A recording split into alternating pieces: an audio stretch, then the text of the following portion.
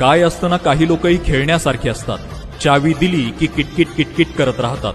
परंतु बांधलेली शिदोरी आणि शिकवलेली बुद्धी फार काळ टिकत नाही. म्हणून अशा अपुऱ्या बुद्धींच्या लोकांचं अस्तित्व फार छोटं असतं. बरोबर ना?